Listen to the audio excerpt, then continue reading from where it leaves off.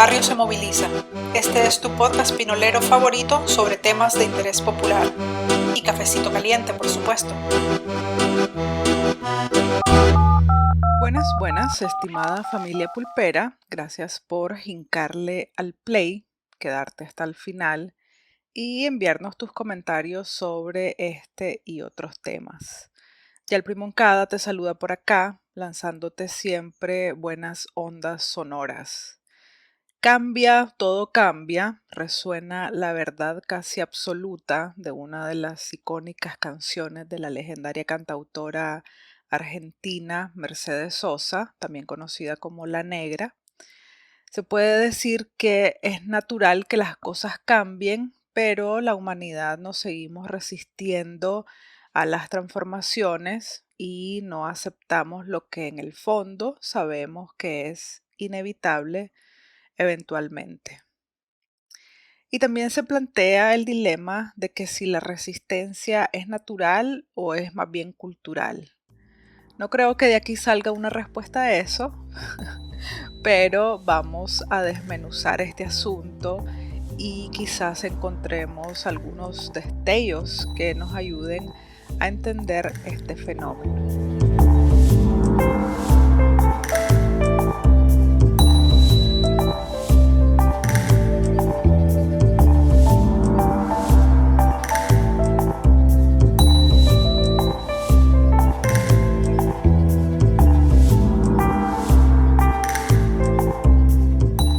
Los humanos somos criaturas de hábitos y por mucho que digamos dar la bienvenida al cambio, a veces nuestras acciones instintivamente se contradicen con nuestras ideas.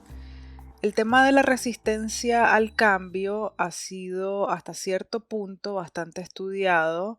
Intuyo que en mayor medida desde el ámbito empresarial u organizacional, porque es en esa esfera donde les interesa con mayor frecuencia adaptarse, o mejor dicho, exprimir la plata de un mundo cada vez más ágil y diverso. Y para lograrlo es necesario que tanto los ejecutivos como los trabajadores y otros grupos de interés no sean tan reacios a las alteraciones o transformaciones que los saquen de sus zonas de confort. Y cuando digo que intuyo es porque a la hora de investigar sobre este tema, la mayoría de documentación que encontré para referencia, por ejemplo, el Harvard Business Review, Inc. Magazine o Think with Google, estos analizan la resistencia al cambio en los empleados y ejecutivos de empresas o están relacionados al mundo empresarial laboral. Apartando el debate filosófico de que si el fenómeno es parte de la naturaleza humana o es un asunto cultural, más relevante a mi parecer es que tratemos de identificarnos en una o varias de las razones de nuestra propia resistencia a los cambios, que comprendamos por qué lo hacemos y que podamos evaluar y razonar sobre cuándo sí o no validaríamos una transformación en nuestras vidas o en nuestros entornos. Quizás lo que acabo de decir es un poco ambicioso para un solo episodio, pero vamos a ver por dónde nos lleva este laberinto. Y bueno, entre las razones más comunes de la aversión al cambio se presenta en personas inflexibles cuando se trata de mantener costumbres en lugar de asumir riesgos o hacer cosas nuevas. Esto puede deberse a las inseguridades, a la falta de creatividad o a la falta de voluntad. También puede estar relacionado a cómo se ha moldeado nuestra personalidad dentro de un entorno familiar, social e incluso el ambiente laboral puede ser un factor determinante. Por lo general, los cambios provocan alteraciones en los deberes, en el poder y en la influencia que ejercen unas personas sobre otras. Por lo tanto, quienes perciben que los cambios les afectarán negativamente siempre se resistirán a estos. Y otra razón está relacionada al aprendizaje. Al esperar que algunas personas aprendan a hacer algo nuevo, se torna difícil ya que les resulta conveniente seguir haciendo algo como siempre lo han hecho y no asumir la responsabilidad por aspectos técnicos de las nuevas ideas. Es posible tomar medidas concretas para afrontar de forma constructiva estas actitudes, sobre todo si pensamos en el ambiente laboral, en el que un directivo tenga que promover el cambio entre el personal.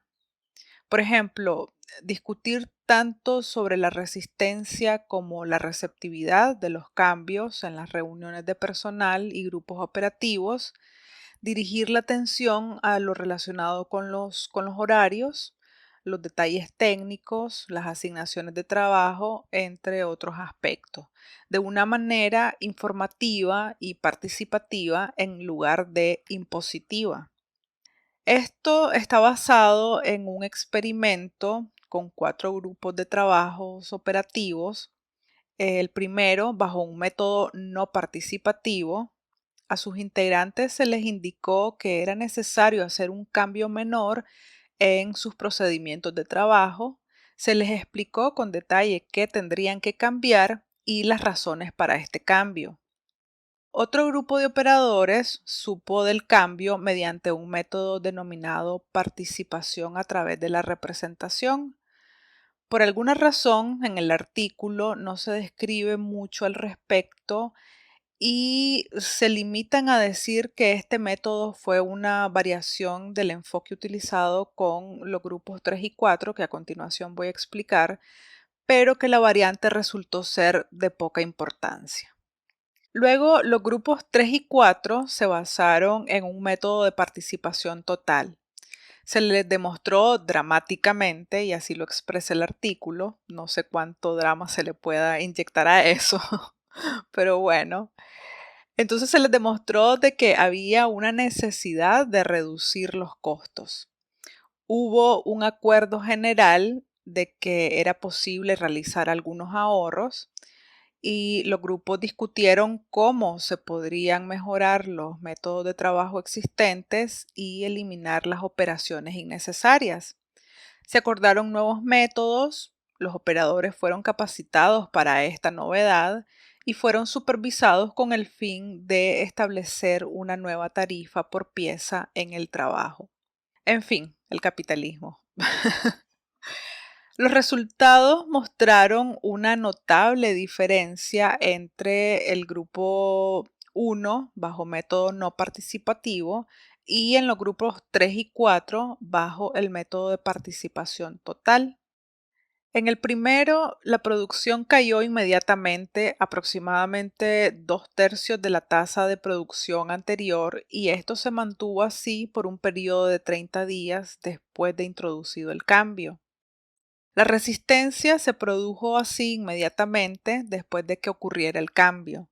Se presentaron incluso expresiones de agresión contra la gerencia, hostilidad hacia el supervisor, falta de cooperación, renuncias, por mencionar algunas reacciones. En contraste, los grupos 3 y 4, si bien mostraron también una caída inicial en la producción, pero esta fue más pequeña y se logró recuperar rápidamente, inclusive superando la tasa de producción anterior. No hubo signos de hostilidad hacia los directivos y supervisores, ni se presentaron renuncias durante el periodo experimental. Con este tipo de estudio o experimentos se puede demostrar que la resistencia a los cambios de métodos podría superarse haciendo que las personas participen del propio planteamiento del cambio en lugar de solo ejecutarlo. Obviamente, esto no es un proceso rápido ni simple. De hecho, hacer que las personas participen tampoco es algo que se pueda obtener tan fácilmente. Y esto creo que lo digo hasta por experiencia propia, interactuando en diversos ambientes sociales y de trabajo en equipo. Influyen las inseguridades, las desconfianzas, los intereses personales y otros demonios. Pero bueno, lo de esto de la participación ya es otro tema. Para recapitular, una forma más simple de entender nuestra resistencia al cambio es que nos gusta lo que ha estado ahí por mucho tiempo. El cambio es algo que debe ser trabajado antes de que podamos sentirnos cómodos nuevamente y por eso preferimos no pasar por ese tiempo de espera si podemos evitarlo. Como te decía al inicio, estos estudios y experimentos están basados en ambientes laborales en donde la meta principal de hacer que los trabajadores fluyan con las transformaciones o cambios es para generar plata para la empresa. Pero no es difícil verse reflejado en diferentes situaciones en las que se pueda lograr un objetivo con beneficio personal o comunitario sin necesidad de ser con fines comerciales, pero que definitivamente conllevan a una transformación saludable para muchos. Si pudiéramos hablar de la resistencia al cambio, los más contemporáneos son el uso de las tecnologías de la comunicación, por ejemplo, o de nuevas tecnologías en general para facilitar las tareas del día a día. Otro ejemplo que se me vino a la mente mientras pensaba en el tema y porque me acordé de un meme que recientemente vi, la cultura de educar y disciplinar a los hijos en Latinoamérica, por ejemplo, es reconocida por su peculiar uso de la fuerza, la violencia, los golpes físicos y el chantaje. A la chancla o a la chancleta, a la faja o al cinturón, a la escoba, se le conocen en memes como los psicólogos de la infancia. Y el tratar de hacer ver o tratar de hacer un cambio en esos hábitos o en esas formas de pensar, que si funcionan o no, no sé, pero me atrevería a decir que solo generan o reproducen la inseguridad, el temor y más violencia y no se les está enseñando a razonar, a dialogar o generar un pensamiento crítico sobre lo que se hizo bien o mal, sobre lo que se debe o no se debe hacer. Entonces, al tratar unos de cambiar ese chip de comportamiento, se activa en los otros el chip de la subestimación, de minimizar y de colocar al que sugiere un cambio en la ya conocida generación de cristal, a veces sin saber bien a qué se refiere ese término, sin saber que esa fragilidad que tanto juzgan es producto de la inseguridad, el rechazo, la poca tolerancia a la crítica, generada en parte por el uso de la violencia y al no razonamiento que aprendió o que le impusieron cuando eran más pequeños. Y bueno, ¿ya identificaste vos mismo, vos misma algunas resistencias que puedan estar bloqueando tu progreso personal o profesional? ¿Será posible cambiarlas sin importar nuestro tiempo transcurrido en el planeta? Y esto lo digo porque muchas personas dicen yo ya estoy viejo o vieja para cambiar, o sin importar qué tan arraigadas están esos pensamientos. Vale la pena intentar. Total, cambia, todo cambia eventualmente.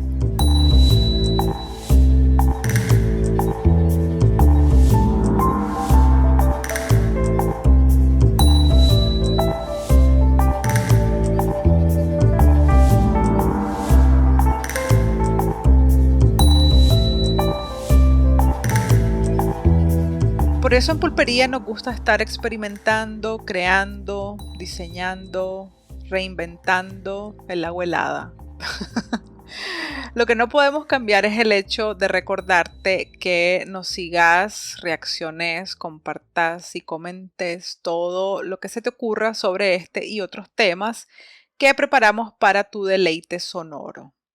Búscanos como Pulpería Podcast en Facebook, Instagram, Twitter, Spotify, Anchor u otras plataformas podcasteras. A ver cuándo nos volvemos a escuchar en la calle. Hasta la próxima. Chao.